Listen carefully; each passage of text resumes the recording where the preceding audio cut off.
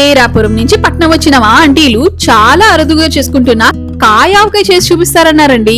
అసలు కారం ఆవకాయ గురించి హైదరాబాద్ వచ్చిన నేను కాయ ఆవకాయ గురించి విన్న వెంటనే జాక్ పాట్ కొట్టినట్టు అనిపించిందండి. వెంటనే ఆలస్యం చేయకుండా క్యాప్ కళ్ళజోడు పెట్టుకుని ఆటో ఎక్కి మండుతున్న ఎండలో మార్కెట్ కు వెళ్లి చిన్న సైజు నాటు కాయలు, పీచు అస్సలు లేని మీడియం పులుపు ఉన్న కాయలు తీసుకున్నామండి.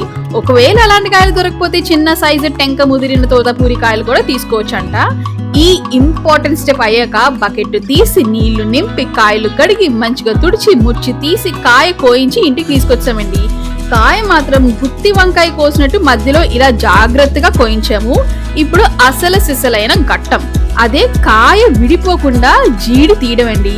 మేము స్క్రూ డ్రైవర్ సహాయంతో ఈ జీడి జాగ్రత్తగా తీసుండగా మరోవైపు ఆవగుండ ప్రిపరేషన్ భారీగా జరిగిపోతుంది. ఆవగుండకి 100% ఆవపిండి, 75% కారం, 60% ఉప్పు, కాసంత ఇంగువ, పసుపు, మెంతిపొడి వేసి కలపడం జరిగింది. ఇంకా ఆవగుండ బేసన్లో తీసుకొని నూనె పోసి గట్టిగా పిండి కలిపి ఈ జీడి తీసిన కాయల లోపలికి అస్సలు గ్యాప్ రాకుండా ఈ పిండి కూర్చామండి.